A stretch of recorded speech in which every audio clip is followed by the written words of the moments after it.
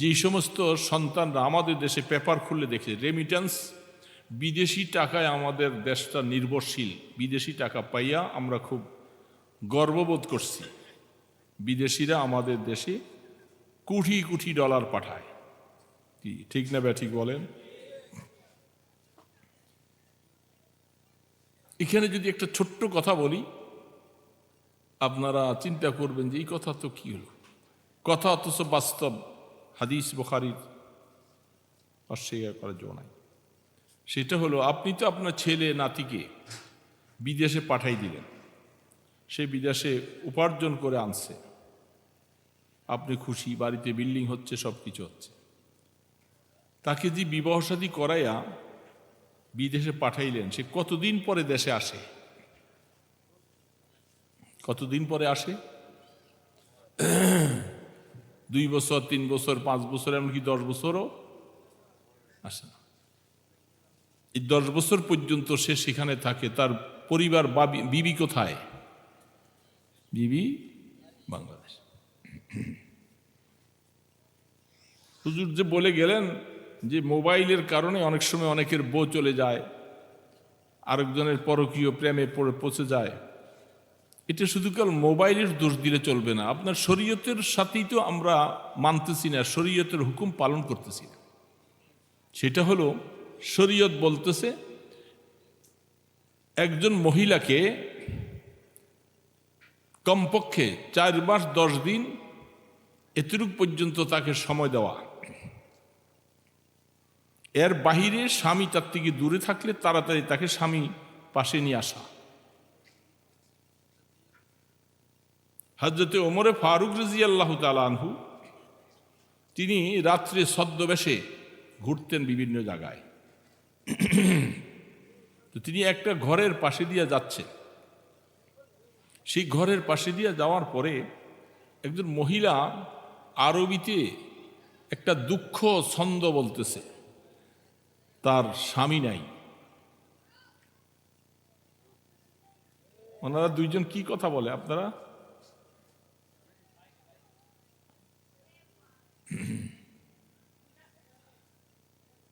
মহিলার স্বামী দূরে, এই জন্য মহিলা আক্ষেপে দুঃখে অনেক সময় মনের ব্যথা উজাড় করে বলতেছে। খলিফাতুল মুসলিমিন ওমরে ফারুক রাদিয়াল্লাহু তাআলা আনহু খবর নিলেন যে মহিলাটার স্বামী দূরে আছে অনেক দিন। তখন থেকেই ওমরে ফারুক রাদিয়াল্লাহু তাআলা আনহুর খেলাফতকালে তিনি সৈন্যদের জন্য আইন করে দিলেন, 1 মাস, 2 মাস, 3 মাস, 4 মাসের অধিক কোনো পুরুষ স্ত্রীর থেকে দূরে থাকতে পারবে না। সৈন্যদের জন্য এটা নিষেধ করে দিয়েছে।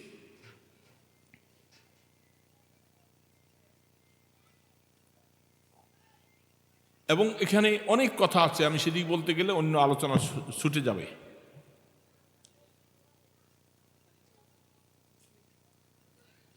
মহিলা শরীয়তের মাসালা অনুযায়ী আয-যানি ওয়াজ-যানিয়াতু ফাজলিদু কুল্লা ওয়াহিদিন মিয়াতু জালদা।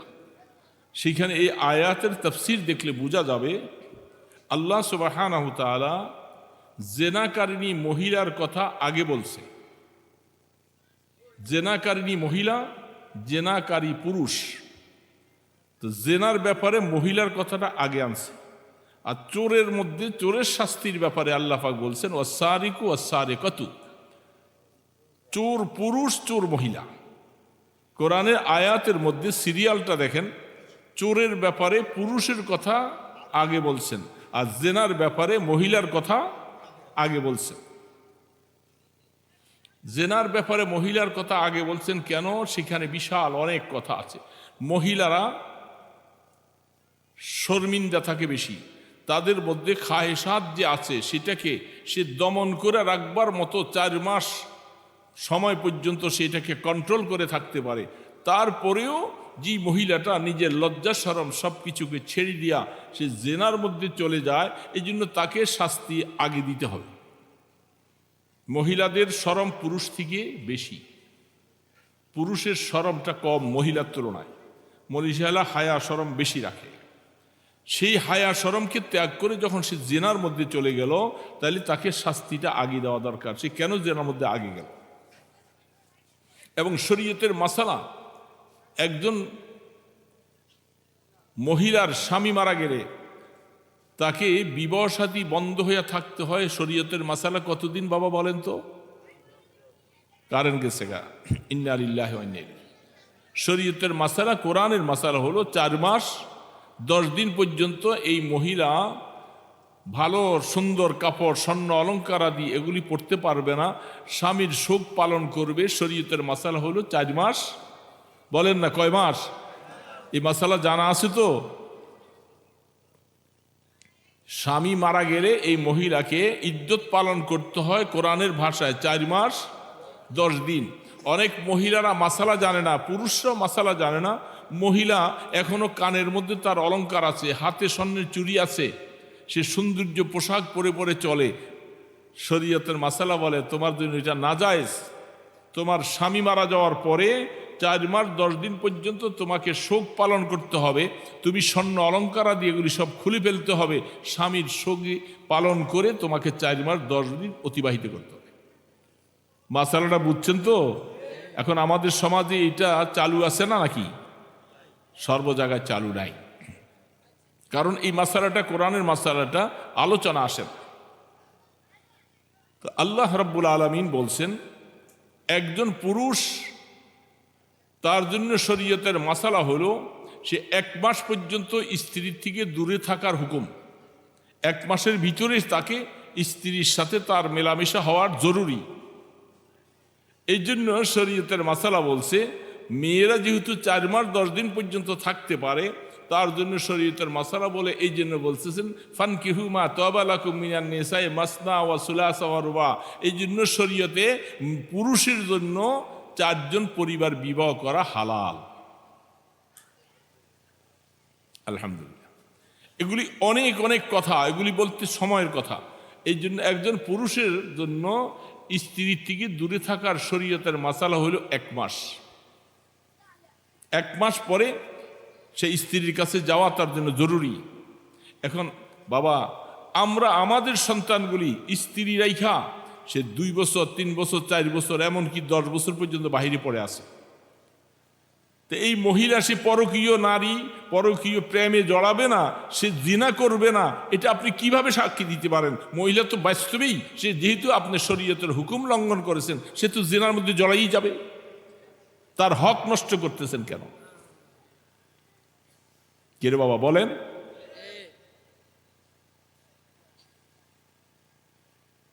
শরীয়তের হুকুম আপনি দেখবেন না, আপনি শুধু অর্থ দেখবেন বিদেশে আছে। তারপরে এই ছেলেটা বিদেশের মধ্যে সে চরিত্র বাছাইয়া কিভাবে থাকতে পারে, আল্লাহ পাক তো তার জন্য একটা খাহেসাত, একটা যৌন ক্ষুধা তার মধ্যে দিয়েছেন, মহিলাকেও দিয়েছেন। এখন কত মহিলা স্বামী বিদেশে, টাকা পাঠাইলে লাভ হবে কি? চোখের পানিতে তার বালিশ ভিজে যায় রাতকে রাত। বলেন ঠিক না ঠিক বলেন? অনেক বাবা তার মেয়েটাকে বিবাহ দিবার সময় দেখে যে ছেলে বিদেশ থাকে, অনেক সময় আমি বিদেশি ছেলের কাছে মেয়ে বিবাহ দিব না। সেইখানে হয়তো স্বামীর সাথে তার দেখা সাক্ষাৎ হয়েছিল 2 মাস, 2 মাস পরে ছেলে চলে গেছে। এখন একটা সন্তান নাই, 1 বছর 2 বছর চলে যাচ্ছে, মেয়েটার স্বামীও নাই, একটা সন্তানও নাই। এখন ডাক্তাররা বলতেছে স্ত্রী পাশে তোমাকে থাকতে হবে যদি সন্তান তুমি পাইতে চাও। সেটা সম্ভব না, কারণ চাকরিতে গেছে, সেখানে আবার 2 মাস 2 বছর ছাড়া আর ছুটি পাবে না। এটা বাস্তব কথা না অবাস্তব কথা বলেন তো বাবা? এই অবস্থায় আমরা আমাদের দেশে আছি। যারা বিজাতি ইহুদি নাসারা, তাদের মধ্যে জেনার প্রবণতা বেশি। তাদের কাছে শরীয়ত নাই, কিছু নাই। তারা বলছে বাস যার সাথে যার মন নেওয়া দেওয়া করতে পারো, তাদের তো হিসাব নিকাশ নাই, আখেরাত নাই, পরজীবন নাই। এরা জেনা করে জীবন কাটাইতেছে। মেয়ে যাকে মনে চায় তার সাথে চলে যাচ্ছে, পুরুষ যাকে ভালো লাগে তার সাথে তার জিন্দগি চলছে। কিন্তু মুসলমান, তোমার জন্য তো বৈধতা চিন্তা ভাবনা করতে হবে। সন্তান নাই, সন্তানের জন্য কত পেরেশানি। কত আশা, ছেলে বিবাহ করেছে, একটা নাতিনের জন্য আশা করে, দাদা দাদি শুনতে চাই না। দোষ তো আপনার, আপনি ছেলেটাকে বিবাহ করাই বিদেশে পাঠিয়ে দিচ্ছেন। ছেলে আইসা হয়তো বাড়িতে থাকে 2 মাস 3 মাস ছুটি পায়, এরপরে চলে যায়, এই 2-3 মাসের সন্তান আসে নাই। এখন আফসুস, এখন বউ বাবার বাড়ি গেলে আর শ্বশুর বাড়ি আসতে চায় না। কি ব্যাপার, ঠিক না ঠিক বলেন? এরপরে এই অবস্থায় এই মহিলাটা বাধ্য হয়ে স্বামী বিদেশে আছে, তখন সে ভিন্নভাবে আপনার চোখের অগোচরে সে জেনার মধ্যে লিপ্ত হয়ে যায়। হয়তো দেবরের সাথে বা কোনো আত্মীয়ের সাথে পরকীয় প্রেমে জড়াইয়া যাচ্ছে, যেটা আপনি খবর রাখেন না, তার গুনার কারণে দায়ী আপনি। দোস্ত, শরীয়ত আপনাকে বলছিল এই অবস্থা, আপনি বিদেশ করবেন তো আপনার পরিবারকে সাথে নিয়ে রাখেন। এখন এই ধরনের পরিস্থিতি আমাদের দেশে নাই। আমি কতজনকে খবর নিয়ে দেখলাম, জেদ্দাতে এক লোক 18 বৎসর থাকে, তাকে বললাম যে 18 বৎসর আপনি বাড়ির যান না, ব্যাপারটা কি, কিভাবে থাকেন? তার বাড়ির থেকে তার পরিবার কত কান্না। একটা মেয়ে ছিল, মেয়েটাও সব কান্দে, আব্বু তোমাকে দেখতে মনে চায়, কিন্তু আফসুস হলো সেই আসতে চায় না, আসবে না। এখন এই যে অবস্থা, এখন আপনি তো দোষ দিয়া দিলেন, হ্যাঁ, এই জেনা করে, এই বেবিচারি করে, তো কোরআন আইন আমরা লঙ্ঘন করেছি, তো জেনা বেবিচার তো করতেছে এরা। শরীয়ত বাবাকে বলছে, যদি তোমার মেয়ে বিবাহর উপযুক্ত হয়, ছেলে যদি বিবাহর উপযুক্ত হয়, তাড়াতাড়ি করে তাদেরকে ভালো জায়গার মধ্যে বিবাহ শাদী করাও। তা না করো, যদি তুমি দেরি করতেছ, আর মেয়েটা কোনো গুনায় জড়িয়ে যায়, ছেলে যদি গুনার সাথে জড়িয়ে যায়, যা গুনাহ হবে সব তোমার বাবার আর মায়ের হবে, মা বাবার হবে। কেন তুমি সময় মতো তোমার ছেলেকে বিবাহ করাইলে না? মেয়েটাকে পাত্র পাইলা, কেন তাকে বিবাহ দিলা না? বড় আফসুস লাগে বাবা। এই জন্য আমি একটু বললাম যে নেসার সাহেব তো বলে গেছে অনেকগুলি কথা, সারা শরীর আমার ব্যথা, আমি ওষুধ দিব কোথায়? আমরা তো এই হালাতের ভিতরে আছি দুনিয়ার মধ্যে, সুদে জড়িয়ে আছি। সুদ ছাড়া আপনি কে আছি? ম্যাক্সিমাম জমিন আমাদের দেশে কটে লাগায়, এটারে কি করে, কট কয়, কট লাগায় না জমিন। ওই লোকের থেকে 5 লক্ষ টাকা আনলেন, তুমি এই জমিনটা, আমার এই 1 বিঘা জমিন অথবা 1 কানি জমিন তুমি খাও, আমি যখন টাকা দিতে পারবো, কি তখন জমিন কিরে বাবা বলেন না, আপনাদের দেশে আছে না? আমি যখন টাকা দিতে পারবো তখন জমিনটা ফেরত নেব। এবং যখন টাকা দিতে যাবেন, সে কয় হাজার টাকা আপনার থেকে কম নেয়, বলেন না কেন? হাই বাবা, 1 টাকাও কম শরীয়তে। তাহলে সে এই 50 লাখ টাকা, আপনার 10 লাখ টাকা, 5 লাখ টাকা, সে কিসের বিনিময়ে আপনি ব্যবহার করলেন? জমিনের ব্যবস্থা। জমিন তো আবার সে তাকে খাইতে দিয়েছেন কতদিন, যে কদিন টাকা দিতে পারে। আপনি 1 বছর 2 বছর পরে টাকা দিলেন, 1-2 বছর পরে টাকা দিতে গেলেন, সে টাকা নিয়ে গেল পুরাটাই। তো আপনার জমিন খাইল কৃষির বিনিময়ে, আর আপনি টাকা ব্যবহার করলেন কৃষির হালাতের ভিতরে, দুইটার মধ্যে সুদ ঢুকে গেছে। শরীয়ত বলে যে এই লেনদেন সম্পূর্ণ হারাম। আরে বাবা, কিভাবে আমাদের ওয়াজে তাসির করবে? হারাম বক্ষম খাইয়া এই অবস্থা আমাদের দেশে অহরহ চলছে।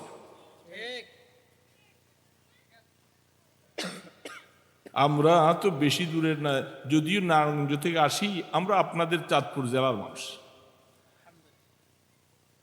কচুয়া রহিমানগর এলাকায় আমাদের বাড়ি।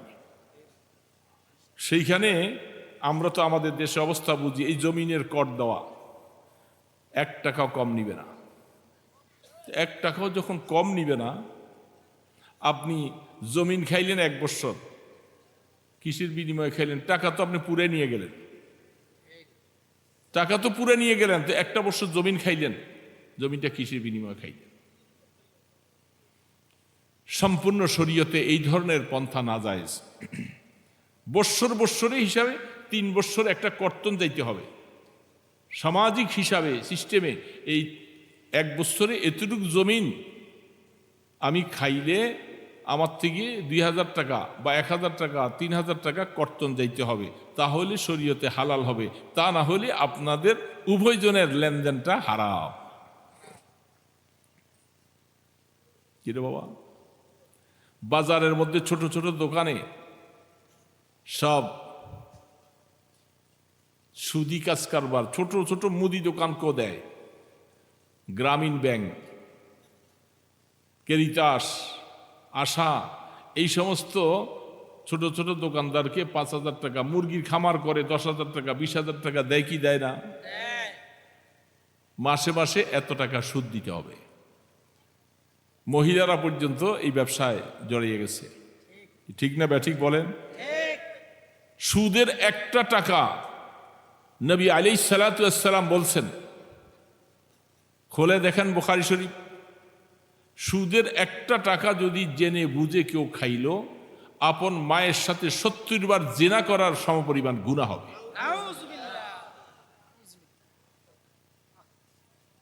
এরকম সুদ তো আমাদের রন্ধ্রে রন্ধ্রে ঢুকেছে। এখন নামাজ ভালো লাগবে না।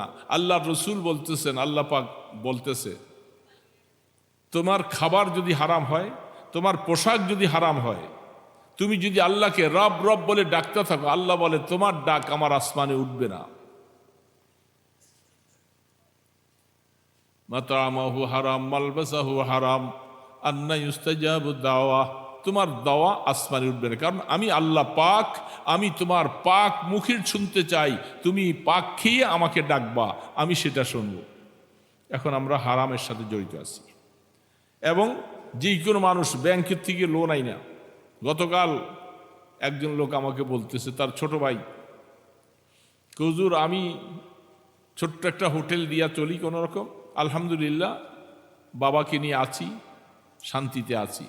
আর ছোট ভাই ব্যাংকের থেকে টাকা আনছিল 1 কোটি কত লাখ টাকা দাম। এটা এখন বাড়তে বাড়তে 8 কোটি কত লাখ টাকা হয়েছে। বলে যে এখন তো তার বাড়ি আছে একটা, বাড়িটাও মর্গেজ রাখছে, বাড়িটাও বিক্রি করার অবস্থায় চলে আসছে, তারপরও লোন শেষ হবে না। সুদের চক্রবর্তী 1 লাখ টাকায় পরের সময় মতো দিবেন না, এটা 2 লাখ হয়ে যাবে, 2 লাখে 4 লাখ হয়ে যাবে, 4 লাখে 8 লাখ হয়ে যাবে। এইভাবে সুদের চক্রবর্তী উঠতে থাকে। সেই সুদ এখন আপনি বলবেন, আরে কত রমরমাট, কত ভালোই তো দেখতেছি, বাড়ি হইতেছে, বিল্ডিং হইতেছে, সব কিছু হইতেছে, দোকানপাট হইতেছে। এটা সাময়িক কিছু দেখতেছো, কিয়ামতের ময়দানে জাহান্নামের আগুনে জ্বলবে, মনে রাখবা। সুদ দিয়া জীবন কাটাইতেছো। সুদ লেখনেওয়ালা, সুদ খানেওয়ালা, সুদের সাক্ষী বহন করনেওয়ালা উভয়কে সমান গুনাহ হবে। দোস্ত, এই জন্য বললাম যে কোরআনের কতগুলি হুকুম আছে শক্ত, এগুলি বললে কষ্ট লাগে, এগুলি শুনলে কষ্ট লাগে। আর কিছু ওয়াজ আছে নসিহত, এগুলি শুনলে ভালো লাগে। কিন্তু ভালো তো হবে, নসিহতগুলি আমি নিতে পারবো কখন? আমি যদি ঘরের মধ্যে হারাম খেয়ে আমি নামাজ পড়ি, সেজদা দেই আল্লাহকে, আল্লাহ বলে তোর সেজদা আমার প্রয়োজন নেই। সুদের টাকা, হারাম টাকা, লোক নিতে টাকা ইত্যাদি অবস্থায়। তো এই জন্য দোস্ত, আসলে আমরা দোষী অনেক ক্ষেত্রে। আমার ছেলে বিদেশ থেকে টাকা পাঠাইতেছে, খুশি মাশাল্লাহ, কিন্তু ছেলের বউর অবস্থাটা। হাকিম মোহাম্মদ থানভী রহমতুল্লাহ আলাইহি লিখছেন, প্রত্যেকটা বস্তুর একটা হক আছে। আপনি যদি মোরগ, শুধু মুরগি পালেন, সেখানে কোনো মোরগ যদি না রাখেন, শরীয়ত বলে আপনি ওই মুরগির উপরে জুলুম করলেন, আপনার জন্য কঠিন গুনাহ হবে। শুধু মুরগি কেন পাললেন, মোরগ তার সাথে কেন রাখলেন না? শুধু হাসি পাললেন, হাসা কেন রাখলেন না? গরুর মধ্যে শুধু গাভী পাললেন, কেন ষাঁড়ের সাথে তার সম্পর্ক করাইলেন না? কারণ আমার আল্লাহ পাক বিপরীত লিঙ্গ প্রত্যেকটা জিনিস মধ্যে দিয়ে দিয়েছেন, কি দেয় নাই? তাদের মধ্যে কি এরকম যৌন চাহিদা আছে না নাই?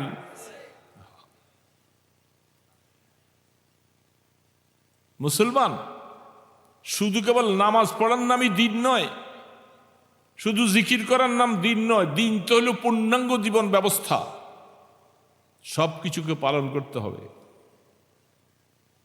হাত্তাকে একটা পোকামাকড় তার মধ্যে যৌন চাহিদা দিয়েছেন, সে যে অবস্থায় হোক না কেন তাদের যৌন চাহিদা তারা সেইভাবে সম্বরণ করে। তুমি একটা পাখিকে দীর্ঘদিন আটকে রাখলা, তার সাথে তার পুরুষ নাই অথবা পুরুষ আছে মহিলা নাই, তার উপরে জুলুম করেছ। হাদিস শরীফের মধ্যে রাসূল করিম সাল্লাল্লাহু আলাইহি সাল্লাম, বুখারীতে হাদিস আসছে, আপনারা শুনছেন এই ওয়াজ অনেক, কিন্তু সূত্রের সাথে কথাটা বলতেছি। একজন মহিলা সে একটা বিড়ালকে আটকে রাখছে, দীর্ঘদিন আটকে রাখছে, তাকে ঠিকমতো ভরণ পোষণ খাওয়া দাওয়া দেয় না, এই অবস্থায় বিড়ালটা মারা গেছে। বুখারী আলাইহির রাহমা হাদিস আনছেন, আল্লাহ রসুল বলছেন এই কারণে মহিলাটা কিয়ামতের মাঠে জাহান্নামে জ্বলবে। আরেকজন দুশ্চরিত্রা মহিলা, সে মরুভূমি দিয়ে হেঁটে যাচ্ছে, মরুভূমির মধ্যে পাশেই একটা পানির কুয়া আছে, কুয়া নিচের থেকে পানি উঠে, কিন্তু রশি দিয়া বালতি দিয়া উঠাইতে হয়। একটা কুকুর মরুভূমিতে দৌড়াইয়া সেই কুয়াটার চতুর্পাশে জিহ্বা লম্বা করে হা হা করতেছে, একটু পানির পিপাসা মিটাইবার মতো কোনো ব্যবস্থা নাই। মহিলাটা দূরের থেকে আইসা দেখে যে এই পাশে দিয়ে যাবে, কুকুরটার এই অবস্থা দেখে তার কাছে খুব মায়া লাগে। আহা, একটা প্রাণী, যেহেতু এটাও তো আল্লাহর মখলুক, আমাকে যে আল্লাহ বানাইছে এই কুকুরটাকেও সেই আল্লাহ বানাইছে, আমার মালিক যিনি এই কুকুরের মালিকও তিনি। তিনি তখন বুদ্ধি না পাইয়া নিজে একটা বুদ্ধি তৈরি করলেন। পায়ের মধ্যে চামড়ার মোজা ছিল, আমাদের দেশে এখন চামড়ার মোজা ব্যবহার করে অনেকে, দেখেন নাই? বেশি শীত পড়লে এই চামড়ার মোজাটার মধ্যে তার ওড়নাটা পেঁচাইছে, পেঁচাইয়া কুয়ার মধ্যে ফালাইয়া এটা দিয়ে একটু পানি উঠাইছে, পানি উঠাইয়া কুকুরের সামনে দিছে, কুকুরটা পানি খাইয়া তার তৃপ্তি লাভ করছে। বুখারী আলাইহির রাহমা, আল্লাহর নবী, আমাদের নবীজি হাদিস বয়ান করছেন যে এই উসিলা কিয়ামতের ময়দানে মেয়েটাকে আল্লাহ মাফ করে দিবে, যে আমার একটা মখলুকের প্রতি তুমি এত দয়া করছো। কারণ দয়া করা তো এটা আমার শান, তো আমার দয়ার এই গুণটা তুমি একটা মখলুকের উপরে করেছো। দোস্ত, হযরতে বাইজিদ বুস্তামি রহমতুল্লাহ আলাইহি, তিনি একদিন, এত বড় আল্লাহর ওলি, তিনি একদিন বৃষ্টির মধ্যে তার ঘরের পাশে যেখানে শুইছেন, একটা বিড়ালের বাচ্চা মেও মেও করে চিৎকার করতেছে, কাঁদতেছে। আরে বিড়ালের বাচ্চাটা কেন এরকম করে আনতেছে? তার ঘুম হারাম হয়ে গেছে, উঠা দেখে যে বৃষ্টির কারণে বিড়ালের বাচ্চাটা শীতে খুব কষ্ট পেয়ে কাঁদতেছে। তিনি বাচ্চাটাকে, হযরতে বাইজিদ বুস্তামি রহমতুল্লাহ আলাইহি, তিনি বিড়ালের বাচ্চাটাকে উঠাই না, কাপড় দিয়া মুইসা পরিষ্কার করে তার কম্বলের সাথে তিনি রাখছে। বিড়ালের বাচ্চাটা এই আরাম পাইছা, গরম হয়েছে শরীরটা, সকালবেলা তাকে খানা টানা খাওয়াই ছেড়ে দিয়েছে। হযরতে বাইজিদ বুস্তামি রহমতুল্লাহ আলাইহিকে একজন স্বপ্নে দেখেন আল্লাহ আপনার সাথে কি ব্যবহার করলেন। বাইজিদ বুস্তামি বলতেছেন, আমার কোনো আমলের দিকে আল্লাহ তাকান নাই, আল্লাহ পাক আমাকে বলে, বাইজিদ তুমি আমার এই একটা আদনা মখলুকের প্রতি তুমি এমন দয়া করলা, এই উসিলে আমি বাইজিদ তোমাকে মাফ করে দিলাম। দোস্ত, আল্লাহর একটা সৃষ্টিজীবের প্রতি এমন দয়া, তো সেই জায়গার মধ্যে সৃষ্টিজীবগুলাকে আপনি এইভাবে আটকে রাখবেন। আমাদের দেশে এখন মুরগিগুলি এইভাবে সরা বানাইয়া মাথা নিচের দিকে দিয়া এইভাবে 2টা 3টা 4টা করে লইয়া বাজারে ঘুরে না, মুরগিগুলি রক্ত মাথার মধ্যে জমে যায়, কষ্ট হয় কি হয় না? শরীয়ত বলতেছে তোমার জন্য হালাল করছি, ঠিক আছে, কিন্তু তাকে কষ্ট দিতে তো বলি নাই তোমাকে। তুমি আনছো, আইনা তাকে জবাই করে খাও, হালাল। এই যে তাকে ঝড়ায় তোরাইয়া ধরা দীর্ঘ সময় ঘন্টার পর ঘন্টা এইভাবে রাখো, পাগুলি সব ফুলে রক্ত জমে যায়, কত কষ্ট, কত কিচির মিচির করে। সেই কষ্টটা যদি তোমাকে দেওয়া হইতো তখন তুমি বুঝতে যে কষ্ট কাকে বলে। আর আমার এই মখলুকটার উপরে তোমাদের জন্য হালাল করে দিছি, বৈধ করে দিছি, এই জন্য কষ্ট, এইভাবে কষ্ট দিবা যেখানে রাসূল করিম। আরে জানোয়ার কি আল্লাহর নবী চিনে? আল্লাহর নবীকে জানোয়ার পর্যন্ত চিনে। দেখেন আমরা কি মহব্বত আর কি ভালোবাসা। বিদায় হজের মধ্যে আল্লাহ রসুল যখন তিনি কোরবানি করবেন, 100 ওট আল্লাহ রসুল বিদায় হজের মধ্যে কোরবানির জন্য রাখছেন। সুবহানাল্লাহ বলেন না?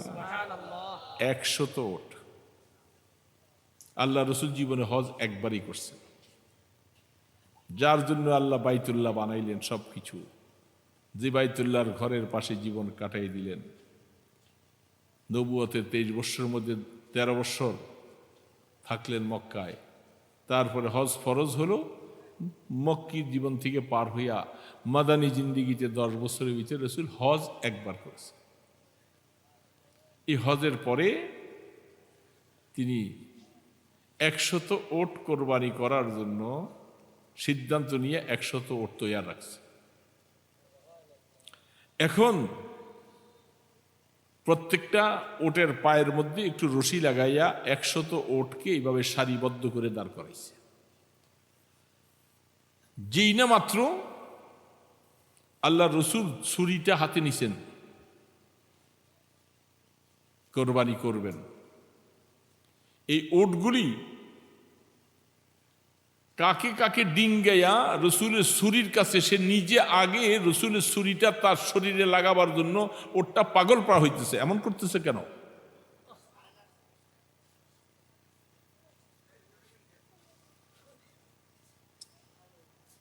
তো বলতেছিলাম ওটগুলি দোস্ত, ওটগুলি কেমনে বুঝলো যে আল্লাহ রসুল 63টা ওট নিজের হাতে জবাই করবেন? আল্লাহ রসুলের হায়াত কতদিন বলেন না? কতদিন? 63 বৎসর। এই জন্য রসুল নিজের হাতে 63টা ওট জবাই করবেন। ওটগুলাকে কেমনে বুঝালো যে 100 ওটের মধ্যে 63টা রসুল নিজের হাতে জবাই করবেন আর বাকিগুলি সাহাবাদের দিয়া করাইবেন? এই জন্য ওটগুলি পালাক্রমে কার আগে কে আইসা রসুলের ছুরির নিচে যাবে সে ব্যস্ত হয়ে গেছে। কি আজীব কথা! কিভাবে ওট বুঝলো রসুলকে কি ভালোবাসা, কি মহব্বত! সেই মহব্বতের তাকাজায় যে রসুলের হাতে আমি জবাই হব, নিজের জীবনটার দিকে তাকাই নিয়ে রসুলের হাতে জবাই হবে। 63টা ওট রসুল জবাই করলেন, বাকিগুলি হয়তো তোমরে ফারুক রাদিয়াল্লাহু তাআলা আনহুকে দিয়া জবাই করাইছে। যে ওটগুলি রসুলের হাতে জবাই হয়েছে এগুলি বেশি ধন্য না? আরে দোস্ত, জানোয়ার নবীকে চিনছে, আমরা জানোয়ারকে চিনি না। আল্লাহ রসুল যখন ইন্তেকাল করেন, রসুল ইন্তেকালের সময় রসুলের একটা গাধা, বুখারীতে অনেকগুলি হাদিস আসছে, একটা গাধা একটা ওট। গাধাটা রসুলের বিচ্ছেদ বিরহে ফালাইতে পালাইতে খাবার দাবার ছেড়ে দিয়া একটা কূপের মধ্যে যে পইরা আত্মহত্যা করে মরে গেছে। কুয়ার মধ্যে পড়ে গাধাটা মরে গেছে। রসুল নাই দুনিয়াতে, আমি গাধা দুনিয়াতে আর বাঁচতে চাই না।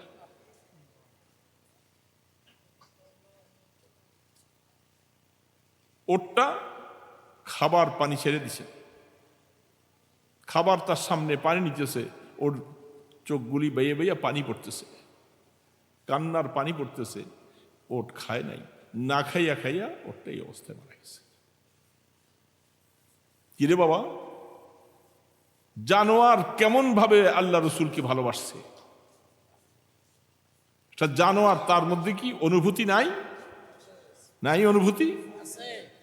অনুভূতি না থাকলে সে রসুলের বিচ্ছেদ বিরহে সে খাওয়া ছেড়ে দিয়ে মরে গেল, জীবন শেষ করে। রসুল নেই, আমি আর বাঁচতে চাই না। তাহলে যেই জানোয়ারের এত অনুভূতি, যেখানে গাছ পর্যন্ত উস্তুয়ানে হান্নানা, যে গাছের সাথে আল্লাহ রসুল হেলান দিয়া খুতবা পড়তেন, যখন মিম্বর তৈরি হলো তিনি মিম্বরে চলে গেলেন, আর খেজুর গাছটা ওটের বাচ্চার মতো ফুনফুন করে কান্না শুরু করছে। মসজিদের মধ্যে ওটের বাচ্চা যেরকম করে কান্দে, কান্নার আওয়াজ। রসুল বলতেছে এই আওয়াজ কোত্থেকে আসে? ওটের বাচ্চা তো মসজিদে নাই। পরে দেখতেছে যে খেজুর গাছটা রসুল হেলান দিতেন, খেজুর গাছটার থেকে এরকম কান্নার আওয়াজ আসে, আর খেজুর গাছটা বাইয়ে বাইয়া পানি পড়তেছে। আল্লাহ রসুল মিম্বর থেকে নাইমা খেজুর গাছটার মধ্যে হাত রাইখা খেজুর গাছটাকে মুছে সান্ত্বনা দিলেন, আর বলছে এই গাছটাকে তোমরা উঠাও, উঠাইয়া এটাকে দাফন করে দাও। এই খেজুর গাছটা কিয়ামতের ময়দানে আল্লাহ পাক একে নবীর প্রেমের কারণে তাকে আল্লাহ পাক জান্নাতের বাগানের মধ্যে তাকে লাগাই দিবে। একটা গাছ, তার মধ্যে অনুভূতি কত, একটা জানোয়ার, তার মধ্যে কি অনুভূতি আমরা বুঝি অনুভূতি বলা পাই না। এই মুরগিগুলি কষ্ট দেই। একটা গরুকে হাদিসের মধ্যে আসছে, গরুটা জবাই করার সময় ধারাল ছুরি দিয়া জবাই করবা, কষ্ট দিবা না তাকে, কোরবানি করবা সওয়াব কামাই করার জন্য, কিন্তু তাকে কষ্ট দিও না। তো সেই মুরগিগুলি আমরা এত কষ্ট দিচ্ছি, ছড়া বানায় এইভাবে করে, কি কিচির মিচির করে, কি কষ্ট। মুসলমান, এই কষ্টের দায় তুমি দিতে পারো না। এই জন্য বলতেছিলাম প্রত্যেকটা জিনিসে হক আছে, শুধু কেবল নামাজ পড়ার নামে দিন নয়। হক্কুল ইবাদ, হক্কুল্লাহ, আল্লাহর হক আদায় করতে হবে, বন্দার হক আদায় করতে হবে। বন্দার হক আদায় করতে যাইয়া ছেলের কি হক, মায়ের কি হক, স্ত্রীর কি হক, প্রতিবেশীর কি হক, প্রত্যেকের হক আদায় করতে হবে, তাহলেই মুসলমান হওয়া যাবে। তো রং না বাবা। প্রতিবেশীর হক, রসুল বলছে তুমি যদি ঘরের মধ্যে গোশত পাকাও, গোশতের মধ্যে একটু সুরা বেশি দিও। হাদিসে আসছে, ইহুজুর আসে না এগুলি হাদিসে।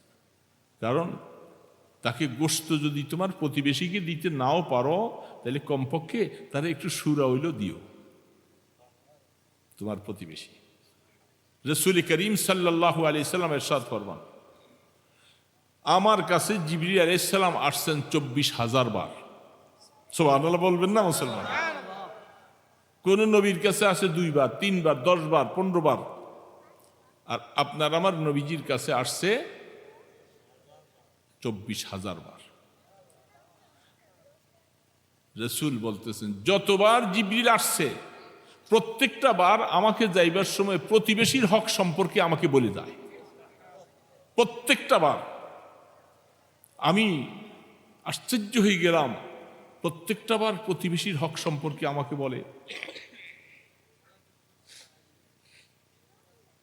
সেই জন্য রসুল বলছেন তুমি পেট ভরে খাও, আর তোমার প্রতিবেশী যদি না খেয়ে সে সারা রাত কাটাইয়ে দেয়, তার কাছে খানার কোনো ব্যবস্থা নাই, বাল বাচ্চা নিয়ে বহুত কষ্টে আছে, সে খেতে পায় না, তুমি জান্নাতে যাইতে কষ্ট হবে।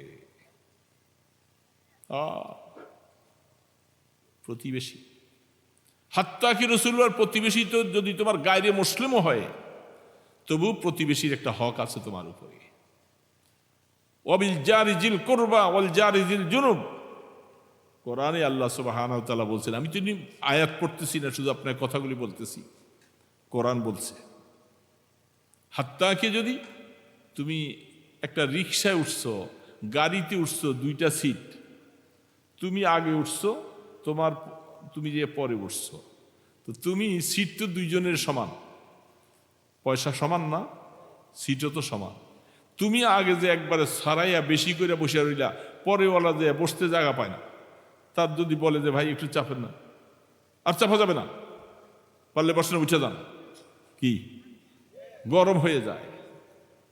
অল জারিজিল জুনুব, কোরআনের আয়াত বলতেছেন তোমার যে পাশে বসছো এই জায়গার মধ্যে আল্লাহ পাক তোমাকে একটা হক দিয়েছে, প্রতিবেশীর হক আদায় করো। আহা, কোরআন তো আমরা বুঝি না বাবা, বুঝতেও যাই না। প্রতিবেশী, সফরে যাইবা, যে কোনো জায়গায় যাবা, তোমার সাথে তোমার যে সাথী থাকবে সে তোমার প্রতিবেশী। প্রতিবেশীর হক আদায় করতে হবে। তাহলে সেই হিসাবে হাত্তাকে আপনি আপনার ছেলে, আপনি মাশাআল্লাহ এই যে কমলার দিন আসছে, আমের দিন আসছে, সুন্দর সুন্দর আপনার ছেলে, আপনি পয়সা আছে আম কমলা কিনে বাড়িতে এনে রাখছেন, আপনার ছেলেদের হাতে দিলেন, নাতিদের হাতে দিলেন, এটা নিয়ে বাহিরে নিয়ে ঘুরে খায়। রাসূল বলে খবরদার, তুমি ভুল করেছ। পারতপক্ষেও ওই বাড়িতে ওই ঘরের মধ্যে 2টা কমলা, একটা কমলা দাও। না দিতে পারলে তোমার বাচ্চাদেরকে তুমি কমলা হাতে দিয়া ঘরতে বাইরে দিবে না। কারণ ওই বেচারা গরিব মানুষ, সে তার বাচ্চাকে কিনে খাওয়াইতে পারলো না, তার বাচ্চাগুলি যে মাকে বিরক্ত করবে, এদের হাতে কমলা, মা আমাকে, সে তো চোখের পানি ছাড়বে যে আমার তো কমলা কিনে সামর্থ্য নেই। শরীয়ত বলে তুমি ভুল করছো। আহা, প্রতিবেশী এটাকে বলে দোস্ত। তুমি পারো তো তার এখানে কিছু দিবা, নতুবা তোমার বাচ্চাকে হাতে দিয়ে এগুলি বাইরে যেতে দিবা না। দেখছেন প্রতিবেশীর হক কত।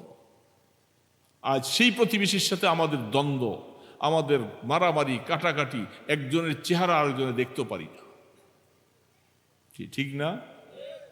আর ভিতরে ভিতরে হাদিসের মধ্যে আছেন, আপনার প্রতিবেশী হোক, আপনার ভাই হোক, সহকর্মী হোক, সে যদি আপনার সাথে দূরত্ব, কথাবার্তা একটু আলগা, সে যদি কোনো মুসিবতে পড়ে, আপনি ভিতরে ভিতরে খুশি, হাততালি দেয়, ধরছে আল্লাহ এবার কায়দা মতো। কি কয় না বলেন? আছে না এরকম? ধরছে এবার। আহা, শরীয়ত বলে এই ধরনের মন্তব্য করা কোনো মোমেনের জন্য বৈধ না, হালাল না। তুমি আজ তার মুসিবতে পড়ে তুমি আনন্দ হইছো, এরকম একটা মুসিবত তোমার উপরে আসতে বেশি সময় লাগবে না। হাদিসের মধ্যে স্পষ্ট আল্লাহ রাসূল বলছেন, কারো ব্যাপারে তুমি দেখে একটু খুব ঘৃণার চোখে নজর করছো, তোমাকে আল্লাহ এই মুসিবতে ফালাইয়া মৃত্যুর আগে তোমাকে মুসিবত দিয়া তারপরে কবরে নিবে। মনে রাখবা তুমি কিভাবে কেমন মোমেন হয়েছে ভাই। মোমেন তো কেমন অবস্থা হইতে হবে। এই জন্য ছোট্ট আয়াত পড়েছি, কথা সামনে যাব না। ইন্নামাল মুমিনুনা আল্লাযীনা ইযা যুকিরাল্লাহ, এইখানে তাফসীর করলে এগুলি সবগুলি আসবে। ইন্নামাল মুমিনুনা আল্লাযীনা ইযা যুকিরাল্লাহ ওয়াজিলাত কুলুবুহুম। মুমিন তো ওই ব্যক্তি হবে যার কাছে কোরআনে আয়াত আসবে, আল্লাহর হুকুম আসবে, কোরআনে আয়াতগুলি, হুকুমগুলি আসলে তার কাছে এত তৃপ্তি লাগে, এগুলি পালন করতে তার কাছে ভালোই লাগে, এটার হবে মোমেন। মোমেন শুধু কেবল টুপি মাথায় দিলাম, দাড়ি রাখলাম, আর মাশাআল্লাহ কয়েকদিন চললাম, কোরবানি খাই, গোস্ত খাইলাম, এই মোমেন। মোমেনের কাছে আল্লাহ পাকের হুকুম যখন আসবে, আল্লাহ পাকের হুকুমের সামনে যখন চলে আসবে, তখন সে কলিজাটা থরথর করে কাঁপবে, তার হা এটা আল্লাহর হুকুম।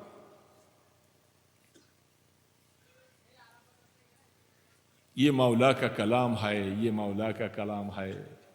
বহু মানুষ বলতেছে, দোস্ত আল্লাহর হুকুম আমার সামনে লঙ্ঘন হয়ে যায়, কত রকমের অবস্থা হয়ে যায়, আল্লাহর কোরআনের হুকুম আমার কাছে ভালো লাগে না, আমি কিভাবে চলবো? এই জন্য একটা কথাই শুধু বলে যাব, শেষ করে দিচ্ছি, সময় লম্বা।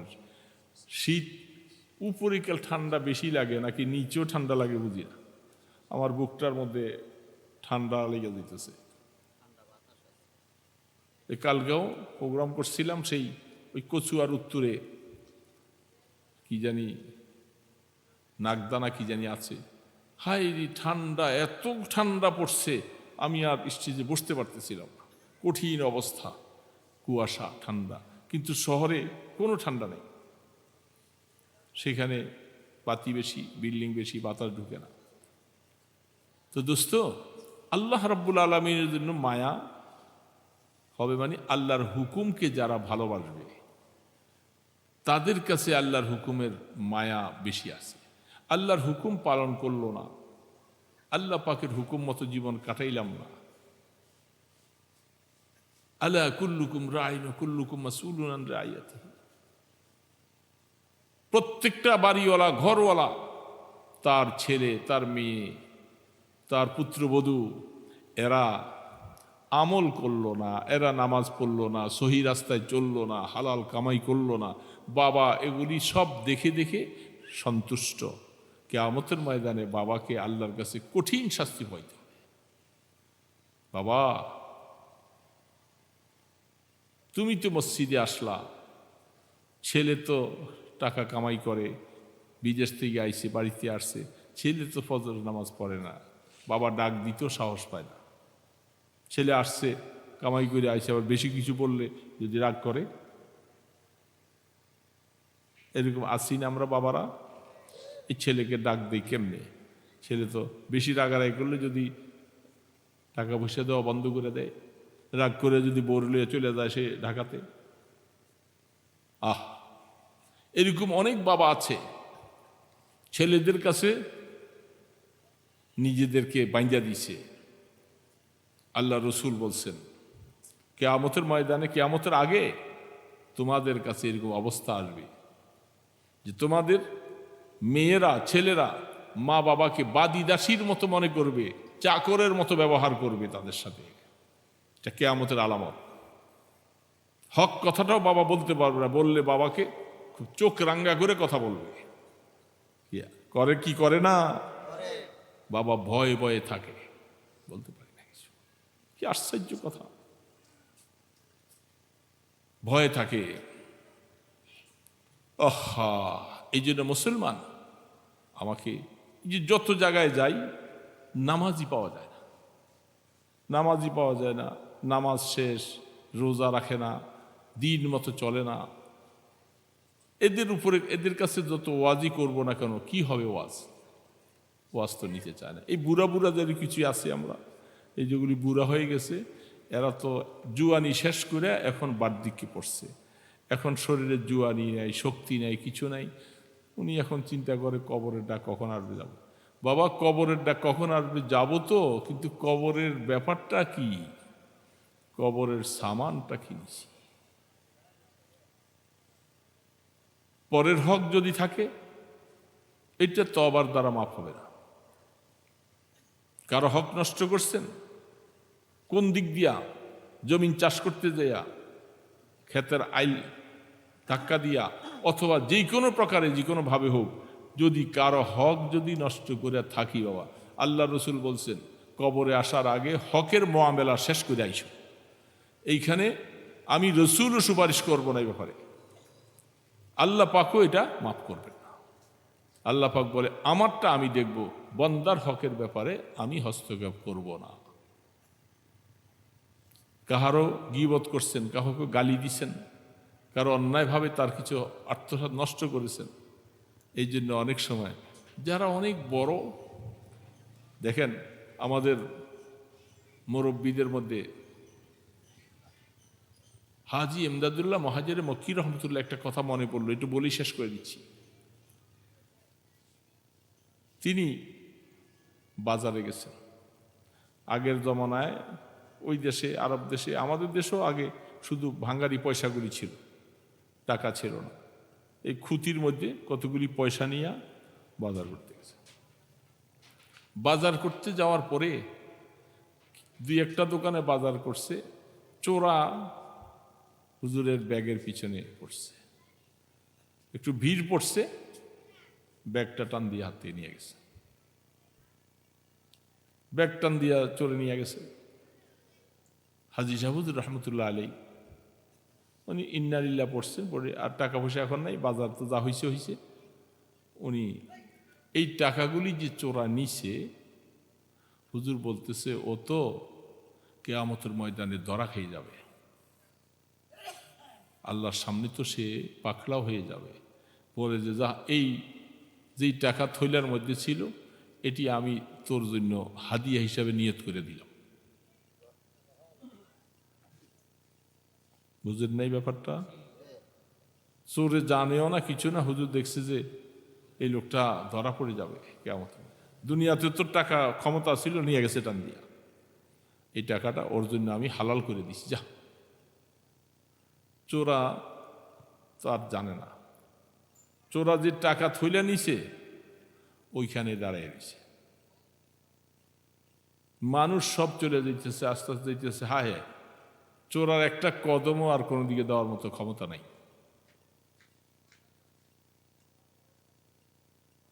পথ দেখে না কোনো দিকে। মানুষ চলে যাওয়ার পর দাঁড়িয়ে এই লোকটা যে কোন সময় থেকে দাঁড়ায় আছে এখানে, কি ব্যাপার, যা জিজ্ঞাসা করে, এই মিয়া তুমি এখানে দাঁড়াইছো কেন এত সময় পর্যন্ত, তুমি যাও না কেন এখানে? চোরা বলতেছে, ভাই আমি তো চোখে কিছু দেখি না, তো কোথায় তোমার বাড়ি, কোথায় কি খোঁজ খবর নিয়ে দেখছে, বাড়ি অমুক জায়গায়, তো যাও। তো ঘটনাটা কি বলে, আমি এইখানে একজন হুজুর বাজার করতে আসছিল, আমি ওনার এই টাকার থৈলাটা চুরি করে নিয়ে গেছি। নিয়ে যাওয়ার পরের থেকে আমি রাস্তা দেখা বন্ধ হয়ে গেছে, আমি আর চোখে কিছু দেখি না। খবর লইছে, দোকানদারদেরকে জিজ্ঞাসা করলেন যে হুজুর কে আসছিল বাজার করতে এখানে, আপনাদের তে সদাই টদাই কিনছে? সবাই বলছে হাজি সাহেব হুজুর, হাজি ইমদাদুল্লাহ মহাজের মক্কি রহমতুল্লাহ আলাই। তখন সবাই বলতো, কাম তো তুমি সারছো, তুমি মানুষ চিনো নাই, চুরি করছো যে বুঝা শুনে চুরি করা দরকার ছিল, তুমি তো চোখে দেখবা না, তুমি রাস্তা পাইবা না খুঁজা। কি করা, তুমি এখান থেকে নিয়ত করো হুজুরের টাকাটা তাড়াতাড়ি আবার যাইবা, হুজুরের বাড়ির যাইবা, টাকাও দিবা, মাপ চাইয়া ক্ষমা লই আইবা। এই নিয়ত করলে হয়তো আল্লাহ তোমার রাস্তা খুলে দিবে। সেইখান থেকে বৈশা নিয়ত করতেছে, ভুল তো করছি, আমি তো আর হুজুরে চিনি না, টাকা পাইছি লয়ে গেছি, আল্লাহ আমি এমন তবা করছি আর করব না, তোমার অলির কাছে আমি যাব, মাপ চাও। যে রাত্রিবেলা দরজা নক করছে, আল্লাহ পাক কখন তার চোখ খুলে গেছে, ওই নিয়ত ভালো হয়েছে। এখন হুজুর জিজ্ঞাসা করছে, এই রাত্রে কে তুমি, কে? হুজুর দরজাটা খোলেন। আরে বাবা দরজা খুলো, কে তুমি? হুজুর আমি তো আপনার ওই চোর, যে আমি আপনার টাকাটা যে বাজার থেকে নিয়ে গেছি আমি। হুজুর বলতেছে, ওই টাকা তোমার জন্য আমি হালাল করে দিছি, যাও যাও চলে যাও, মাফ করে দিছি। সে বলে যে হুজুর আমি যাব না, যতক্ষণ পর্যন্ত আমি আপনি একটু দরজা খোলেন, আমি আপনার সাথে কথা না বলা পর্যন্ত। হুজুর বলে, এই রাত্রে তুমি কষ্ট দিলা? জামিলা উঠছে, উঠা দাঁড়াইছে, আসার পরে পট করে হুজুরের পায়ের মধ্যে জড়াই ধরছে। হুজুর আমি চিনতে পারি নাই। বুঝি না, চিনো নাই, আমাকে বুঝতে পারে, আমাকে চিনতে পারো নাই, এরকম কোনো মানুষের হক এইভাবে আর জীবনে করবা না, এটা ওয়াদা কর। আমাকে চিনতে পারো না দিকে আমার হয়তো আর নিবে না কোনোদিন, এটা জীবনে কোনোদিন আর এভাবে কারো হক নিব না, আমি তোমাকে এটা মাফ করে দিছি, যাও, এটা তোমার জন্য হালাল চলে গেছে। সুস্থ হয়ে গেছে, ভালো হয়ে ফিরে আসছে। এই জন্য অনেক আল্লাহ ওয়ালারা দেখে অনেক সময় চোরে কিছু লইয়া গেছে, ওই বেটারে আটকে রেখে কি লাভ হবে, আমি তো আখেরাতে সওয়াব পাবো আল্লাহর কাছে, মাফ করে দিছি, যা। এরকম বহু মানুষ অনেক সময় আছে। এই জন্য পরের হক যদি কোনো আমরা কারো কাছে পাওনা থাকি, মাফ করে দিলে আল্লাহ আমাকেও মাফ করে দিবে। আর যদি এটা পাকড়াও করে ধরে রাখতে চাই, কিয়ামতের ময়দানে সে সওয়াব দিবে, আমিও তো আবার আরেকজনের কাছে এরকম দেনা আসি। এই জন্য পরের হকের ব্যাপারে সবসময় খেয়াল রাখবো।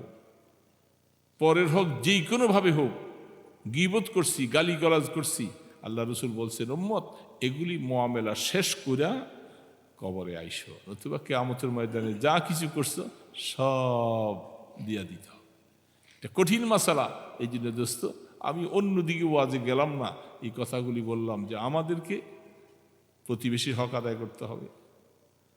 আমি নিজে যেন নিজের ঘরগুলোকে ঠিক করি, ছেলে মেয়েদেরকে। আর যাদের ছেলে পেলে বিদেশে থাকে, সন্তানকে বিদেশে পাঠাইবেন বিবাহ শাদী করাইবার আগে।